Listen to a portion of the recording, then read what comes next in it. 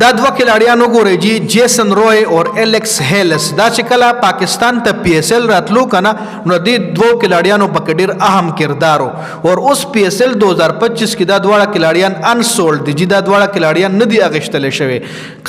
پی ایس ایل چې کله ډومبنه سٹارټ شو دا په دوبۍ کې وو به سم میچونه پاکستان ته راوړل نو هغه ټایم چې کم انټرنیشنل کلاړیانو آی کې ډیر کلاړیانو پاکستان ته دراتلو نه انکار کړو چې مونږ پاکستان ته نزو او دا دواړه واحد داسې کلاړیانو چې دا ډے 1 نه پی ایس ایل چې کله پاکستان ته راتلو ډومبني میچ د پاره دا دواړه کلاړیان پاکستان ته راغلیو جی خو اوس تاسو ګورئ ډیوډ وارنر وغیرہ هغه کلاړیان چې چا د پی ایس ایل نه انکار کولو چې چا همیشه آی پی ایل ته ترجیح ورکړی و چا همیشه آی پی ایل د پی ایس ایل نه زیات غټ ګڼلو نو هغه کلاړیان چې نن په آی پی ایل کې سلیکټ نشو نو د پاکستان کرکټ فینز زید پر ډیر زیات خوشحال دي چې ډیوډ وارنر برازي او کین ویلیامسن برازي او دا دواړه هیروګان چې کم دي دا د خلکو ایر شو مطلب دای پاکستان سره پاکستان کرکټ فین سره یو ټایم ډیر ښه کړیو جیسن روی دی او ایلیکس هیلس دی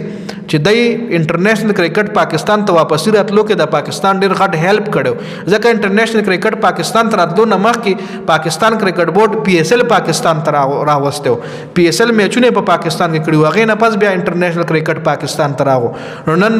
دا ځل په ډرافټینګ کې دا دواړه کلاړیان نه دي پک شوي او نور هغه کلاړیان پکې پک شوي چې چا همیشه پی ایس ایل ریجیکټ کړی دی او آی پی ایل ته پریفر ور کړو